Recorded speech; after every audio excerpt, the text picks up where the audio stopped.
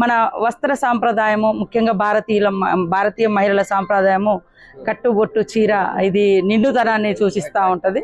So ఆయా రాష్ట్రాలకు ఒక ఐడెంటిటీ లాగా ఈ చీర నేతలు కూడా అంటే చీరలేర్ప అంటే తయారీ ఉత్పత్తి కేంద్రాలు కూడా ఉన్నాయి. సో ఎప్పుడు కూడా మనము ఇలాంటి వాటికి ప్రోత్సహించాలి. అదేవిధంగా మన చరిత్రను, ఆయా రాష్ట్రాల యొక్క ఔన్నత్యాన్ని, గొప్పతనాన్ని, కళారంగాన్ని, చేనేత రంగాన్ని ఎంతోమందికి తెలియజేసేటువంటి ఈ యొక్క ప్రదర్శన చాలా సంతోషం. నన్ను ఇక్కడికి వారు ఆహ్వానించడం జరిగింది. నేను 90% కాటనే కడతా. ఎవరన్నా గిఫ్ట్ ఇచ్చినప్పుడు సిల్క్ వాళ్ళ కోసం కట్టుకుంటా ఉంటా. సో అయినా 1-2 ఇక్కడ కూడా నేను తీసుకుంటా. వాళ్ళ తప్పకుండా ఎక్స్పోజ్ చేస్తాం. అందరం ప్రోత్సహించాలి. ఈ యొక్క హ్యాండ్లూమ్, ఈ యొక్క ఖాదీ రంగాన్ని మనం కాపాడుకోవాలి. ప్రభుత్వము ఖచ్చితంగా సపోర్ట్ చేస్తుంది. మీరు చూస్తూ ఉన్నారు కదా, చాలా చోట్ల ఈరోజు మేము కూడా మా మహిళలకు ఇచ్చే చీరలు కానీ, తర్వాత మా అంగన్వాడీలకు కానీ స్పెషల్గా మన చేనేత కార్మికులకే ఇవ్వడం జరిగింది. సో ఇలా ఆయా రాష్ట్రాల్లో ఇలా ఎంతోమంది ఈ వృత్తి మీద బతుకుతూ ఉన్నారు.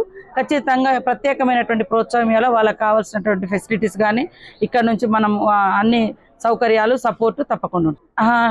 నేను ఎక్కువ కాటనే కడతా. చూస్తూ ఉన్నా. ఖచ్చితంగా 1-2-3 చీరలు అయితే కొనుక్కుంటా. సిల్క్ కూడా కొనుక్కుంటా. చేనేత కార్మికులు వాళ్ళ కష్టము, వాళ్ళు చెమట చుక్కలను మరి ఒడిచి తయారు చేస్తున్నారు. కాబట్టి జిఎస్టీ అనేది మనకు అందరూ తెలుసు. ప్రతి దాని మీద కేంద్ర ప్రభుత్వాలు జిఎస్టీ వేస్తూ ఉన్నారు. కొంత అది తగ్గించుకుంటే మంచిది. మేము కూడా ఇంటర్నల్గా మా ముఖ్యమంత్రి గారి దృష్టి కూడా తీసుకెళ్తాం. ఈ ప్రొడక్ట్స్ డైరెక్ట్ వీవర్స్ నుంచి తీసుకొచ్చి ఈ ఎక్స్పోలో వారికి కొంచెం నాణ్యమైనది మరియు ఏంటంటే కాస్ట్ ఎఫెక్టివ్నెస్ ఉండేటట్టుగా ఒక ఆదర్శంతో దీన్ని ఏర్పాటు చేయడం జరిగింది. అప్పటి నుంచి దాదాపు సుమారుగా ఒక 35 ఎక్స్పోలు వీరు చేయడం జరిగింది. మన తెలంగాణ రాష్ట్రంలోనే కాకుండా పాన్ ఇండియా మొత్తం ఓవర్హాల్ అక్రాస్ ద కంట్రీ చాలా సిటీస్లో వారు ఇలాంటి కార్యక్రమాలు చేయడం జరిగింది.